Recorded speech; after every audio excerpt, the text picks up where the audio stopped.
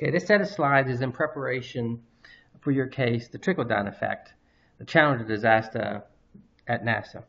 Um, the first thing we want to think about in this case is culture, because culture was a big issue at NASA at that particular time. So as a review, let's go back and see what is culture. What is the definition of culture? Well, it's the shared and implicit values, beliefs, and assumptions that underlie an organization's identity. And the culture determines how people within the organization perceive, think about, and react to its various environmental stimuli. So if you remember when I would talk about culture in 340, I would often draw like lenses on the board for different cultural lenses to demonstrate how information that comes from the environment or even within the organization goes through these lenses, these filters that then affect how people within the organization perceive, interpret, and then use information for decision making. And that's a very important part of this particular case. I think it's also good to review the 4 functions of culture. Obviously, it has the organizational identity we just talked about, but very big in this case is that it's used as a sense-making device. And that's those filters, again, I was just referring to. How did the culture of NASA affect how people interpreted information and how they used it in decision-making? That is sense-making. In addition, there's collective commitment to the organization. Because this is a trickle-down case, it is longitudinal. So it'll talk about NASA over time. And I want you to think about the collective commitment of NASA and how that changed over time. And then again, how that may have played into decision-making and sense-making.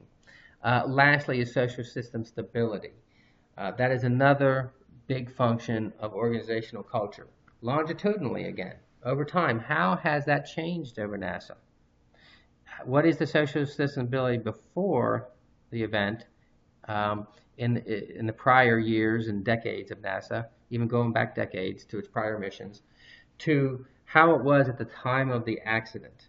And a big part of social system stability is basically conflict resolution. So a good thing to think about when analyzing this case. A lot of the benefits of organizational culture are that it attracts and retains talent, engages people, creates energy and synergy, produces success. But for this case, I really would like you to think about conflict resolution and information flow. What is happening with this organization in terms of conflict resolution? What's the process? And information flow. That's very important to sense making.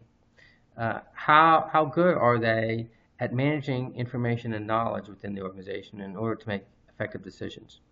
A lot of the challenges of organizations are implementing vision and strategy, mergers, but in particular, adapting to the environment. That's what we're looking at here, is adaptation to the environment with NASA. So use that as a focus of your analysis.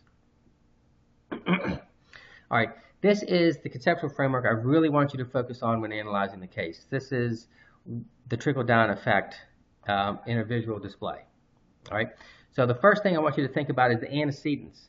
And the one to focus on here is industry and business environment. For NASA, really, what that includes is the government environment. NASA sits within a political government environment. And what is happening in that environment?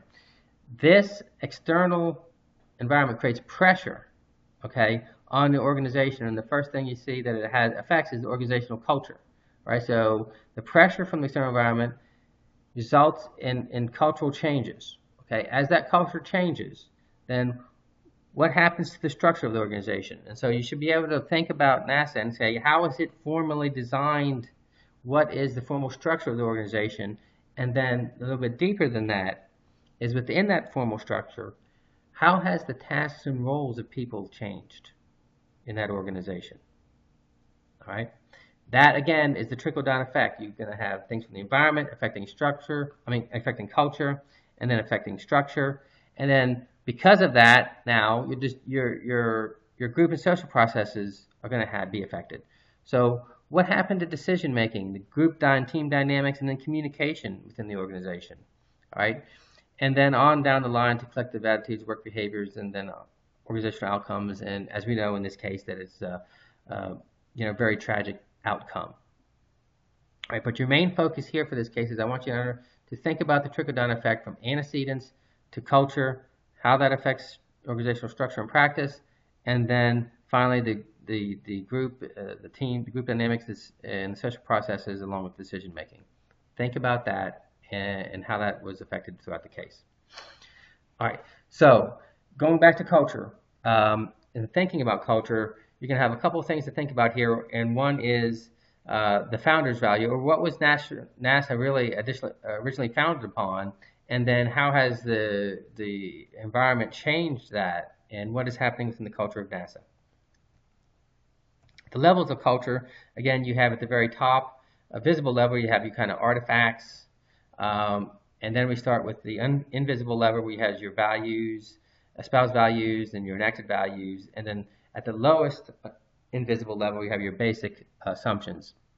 You saw that in the last case, whereas Warren Buffett was trying to attack the basic assumptions to try to, change the culture. This is just another way to be thinking a little more deeply about what happened at NASA and the levels of culture that were going on there. I think it's good for you to think also about the types of organizational culture, and we have constructive, passive defensive, and aggressive defensive cultures. Right? So constructive culture is one in which employees are encouraged to interact with others, a lot of collaboration, getting to grow and develop themselves in the organization. Passive defensive culture still has a lot of interaction with others, but in a way that there's non-threatening to the job and their own security. So it's tempered in some way, shape, or form, so that obviously there is some type of threatening problems within the organization. You don't want to overstep those bounds. And then you have the aggressive defensive culture, which is where you have a lot of the negative conflict, and people are really fighting to keep their jobs, their status, and etc. So think about NASA and the confluence of cultures at the time that this happened. Right? What cultural influences are there within the organization? And which influences are more dominant within the organization? What has happened to NASA over time in terms of its cultural evolution? And you should be able to analyze that well using these types of organizational culture. Again, continuing the trickle-down effect, you want to talk about the structure, and this will help you think about the structure a little more deeply in terms of, now you think about the culture, how it changed, what happened to the structure simultaneously as the culture was shifting. It had to change as well. And then you have, so these are the 7 elements common to all organizations. That's common purpose. You can think about NASA's mission. That's the common purpose of NASA. And what happened to it over time, and how did that affect the particular changes. Then you have the coordinated effort, and the division of labor. These are the things, that's the collaboration and the formal environment, the formal structure of the organization, so that, again, it's a hierarchy of authority, division of labor, and coordinated effort. How has that changed over time? Again, within that, you have your span of control. What happened to people's roles within the organization, and what was their span of control over time? And then included in this is authority, responsibility, and delegation. Again, that's a role-related type of issue. I want you to think deeply about the roles. And then decision-making, was it centralized or decentralized, and why? All right. Another good thing to think about in NASA, to think about why things were the way they were, is the type of structure there is. Now, this is a review of some of the stuff we covered in Business 340. We have our traditional structures. These are a lot of manufacturing environments. We have matrix organizations, team-based, and now a lot of the virtual organizations that we're seeing more and more of today. I've given you an additional slide set for you to review those again and look at that. But one thing you should be asking yourself is, what type of organization was NASA? And then figure that out and go back and find that type of structure and look at the pros and cons. That may help you understand some of the dynamics that were happening within the organization, and help you to analyze that. Okay, continuing with the trickle-down effect, we get to the group processes, and more in particular, the decision-making. And that is really identifying and choosing solutions that lead to a desired result. And a big part of the dynamics of decision-making is knowledge management, and that's implementing systems and practices that increase sharing of knowledge and information throughout an organization. So think about NASA and knowledge management and what was happening. How did culture and structure affect and shape knowledge management, and how well was that done? All right. Decision-making styles is a big part of this as well. And so this is how individuals perceive and respond to information. We have, two basic things that we're thinking about here in terms of styles. We have value orientation, that's thinking about technical, task and technical concerns, and then people and social concerns. And then how much ambiguity you are willing to accept within decision making. All right. So if we take these two dimensions, we can put them on a quad chart, and we get four basic decision making styles. We have analytic, conceptual, directive, and behavioral. Now, again, with that confluence of cultures within NASA, what kind of decision making styles were most salient? Were salient to this organization, okay? And then why did one decision-making style dominate over others? And what was that style?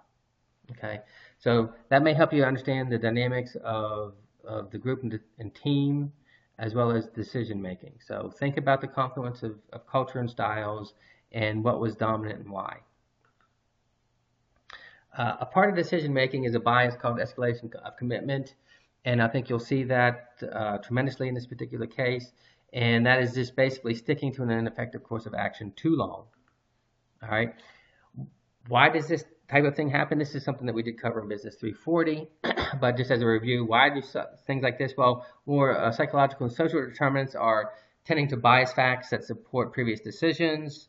That's like a confirmation bias as well with that. Taking risks when decision making is stated in negative terms, having too much ego involved with the project. Some organizational determinants of this escalation of commitment bias are breakdowns in communication, workplace politics, organizational inertia, which is basically the inability of an organization to adapt, so it's stuck in a certain state. So think about the escalation of commitment and the kind of determinants that were most salient within this particular case. Another thing I'd like to review is basically learning organizations. And I'm reviewing this just to give you, again, another frame of reference to think about the case with. And a learning organization will be something you're going to use as a best case type of example. All right. So what is a learning organization? Well, it's one that's skilled at knowledge management. All right. And in that, they're very good at creating, acquiring, interpreting, transferring, and retaining knowledge. Okay. Now, we don't learn for just learning's sake. You have to do something with it. So learning organizations are great at learning, but they're also very good at modifying, changing and adapting their behavior to reflect the new insights that they have learned. All right. So that's really what you would like to have happened, especially given the critical situation that was happening at NASA. You'd like this to be happening. So what does an organization, how does it do this? So before we get into that, I'm going to talk a little bit about high reliability organizations, and that's these types of learning organizations that deal well with complex technology. If you notice, complex technology, Space Shuttle is listed in here as one of those technologies. And the whole thing is, with this high reliability organizations, are that we are basically in a time period where we have technologies that are so complex that we cannot fully control them. We do not know at all times what will happen with that technology. As a result of that, there may be some very catastrophic events happen because of our lack of ability to fully understand and control these types of technologies. And that's what normal accident theory is all about. It's about catastrophic accidents that are inevitable today given how we use technology. Now, NASA is an example, unfortunately, of this happening more than once. In response to normal accident theory, there's some people out of the University of Michigan that said, "Oh yeah, that's great, but really it doesn't happen all that often, even though NASA is an example of that." And so they came up with the term high reliability organization and wrote a great book called Managing the Unexpected, and talked about basically what is the different characteristics that these organizations have that make them different from everyone else, and why they can deal with these technologies so effectively. All right. So the characteristics, the first three are preoccupation with failure, reluctance to simplify interpretations, and sensitivity to operations. So preoccupation with failures is always looking and expecting that this may happen, and I'm going to pay a lot of attention to understanding failure and why it happens. So again, becomes a thing, just as we learned in the last case, that if you really want to solve something from an organizational standpoint, you have to look at the systemic viewpoint. What is happening and why? That's the only way you're going to be able to truly attack and try to change these types of things. Reluctance to simplify interpretations. That basically gets to the point of you're not going to have that kind of confirmation bias. So not simplifying interpretations gets down to the point is that when disconfirming information comes in, you don't just brush it aside, or you just don't make it fit your current model and make it a confirmation. You actually really take a good look at it and then challenge your assumptions. Okay, we all work with assumptions of how we think things work. These are our mental models, right? Whether it's the technology, whether it's how the organization runs, or how process should be run. And when we get information, we will challenge that. And if there's enough information to really challenge our assumptions, then we need to change them. And that's what that reluctance to simplifying interpretation. So our model of how we go about doing things will change because we actually challenge it and don't simplify the interpretations too much. And then sensitivity operations. So where your weak signals come from is most often is from your operational level. All right. In too many organizations, the operational level is not taken into consideration as much as it should. There is a great distance between operations and the strategic level, and what happens is either that information never makes it up, or basically it may make it up and no one really pays much attention to it, etc. And in these organizations, they don't do that because they know that the weak signals are when you want to catch it, because that's when it's easiest to solve. When it gets strong, then you're going to have a real problem on your hands. The last characteristics are the commitment to resilience and the deference to expertise. Commitment to resilience is really all about once something happens, how do we contain it so that it doesn't get too far out of control, doesn't become a catastrophe. And then part of that is changing the structure. So as things happen, we're under normal operations, we may have more of a top-down structure, but if critical things happen, that structure may flatten out very quickly, and then there's a deference to expertise. Who is the person that's most expert to lead the situation and get us out of this problem? And it might be someone in the organization who does not hold a formal leadership position, but they have the expertise in order to handle the situation, and they may handle that part, or the flat part of that organization, right, as an emergency response team. So those things are all about containing and neutralizing potential bad situation. All right. So the first three characteristics again are about anticipation and awareness of the environment, and the last two are about containment once something happens. So that's the difference in high reliability organizations as opposed to others. And a good thing for you to think about in this case is, how does NASA line up with this type of example of how we'd like things to run? All right. Now, how do we create a learning organization? What happens in here? Well, there are three things to creating this type of organization, and a high reliability organization is an example of a learning organization. One, you have to have climate of psychological safety. You need an infrastructure to support learning, and then a process for organizational change. So the first one, if you remember from last week, climate is highly tied to culture. So this is really creating the right culture within the organization. And then the next two, the infrastructure to support learning, and then the process, those are all structure things within the organization that have to be in place as well to create the right environment so that you have a learning organization.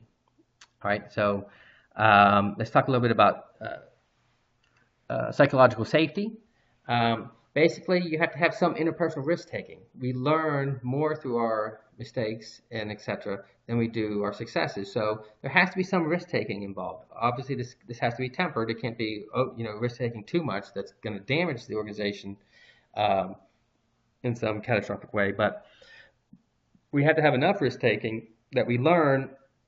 And then you can't have the culture within, this is the way we've always done things, we can't do it any differently, right? Well, there's no psychological safety in that. When I try to speak up in that kind of environment, I get shut down very quickly, and anybody else will learn not to say much of anything at all. But that does not promote learning. So behaviors associated with this type of thing are being able to ask for help, admitting an error, expressing a different viewpoint. Again, In a lot of organizations, these things are frowned upon, or you get dinged for doing these types of things. Instead, when you have an error, again, assuming it's not an error that is so great that is grievous, basically you have the opportunity to learn from it. And when you learn from that, it actually gets celebrated. Okay, you get a nice pat on the back for learning and then being able to transfer that knowledge throughout the organization so that everyone else updates their learning, and you can improve things from there on out. So those are all the types of behaviors that are associated with creating that type of psychological safety, and that's the climate that is conducive to learning. All right. So again, this kind of provokes candid discussion, collaboration, and greater levels of learning and improvement. Barriers to this are status differences among members. Right? If there's too much status in an organization, or you can't go and talk to someone 2 levels above you, that really, even on a subconscious level, affects how much information you're willing to share and collaborate, and etc. Incentive and control systems. One example, like an incentive system, would be, too much incentivization on individual performance achievement, and etc. Therefore, why would I share information? All right, and why would I collaborate and learn, and etc. Things like that. I'm going to try to avoid that for myself. So that's a barrier if those things are not set up appropriately. Frequent organizational changes are another one. Yes, organizations need to adapt and change, but you can't do it too often, because what happens is people then never understand their role in the organization because the role keeps changing, and if it changes too much, there's just too much confusion, and people really don't know what's going on, what they need to do, and therefore they have no risk-taking or learning going on. And then historical precedents. It's harder to change large organizations that have had the same culture for a long time. It becomes very, very deeply rooted. All right, and then leadership style. If you have a very top-down, commanding type of leadership style, that will shut down, that has a big influence on culture. And that will shut down any type of learning culture that is going on. So the leadership style has to be congruent with the type of culture, a more collaborative leadership style that will be more congruent with a learning organization. All right. Learning versus accountability. Again, this is very difficult balance to stimulate learning, but also maintain accountability. This gets back to the point of, well, we're not going to learn for just learning's sake. Right? At the end of the day, we have to be able to perform and do well. All right. Now, we can't simply choose one or the other. Organizations need both. You need both learning and accountability at the end of the day. But it doesn't have to come at the expense of the other. But the balance and tension too is very difficult because it changes over time. There are time periods when we have ability to learn a little more and we can relax on accountability a little bit and delay that to somewhat. And there are other times when we can't do that. We really have to, especially in critical situations, you don't have a lot of time to that. You really have to perform very quickly. So you have to be able to effectively manage that type of tension. And here are some processes that I have listed there managing tension within organizations. And again, that's a very small list, but it's just an example to get you to start thinking about it. So that ends the particular slideshow. I want you to think about NASA in terms of all of these things. Look at the trickle-down effect in terms of all the things we talked about: culture, structure, the group processes, and decision-making. And then look at their relation to how a high reliability organization or learning organization runs, and give you another lens to look at a best case type of scenario and what they were doing and how that could have been improved. All right, so read the case, use this as a great background in terms of your analysis, and then I'll see you on Monday, and good luck on the case.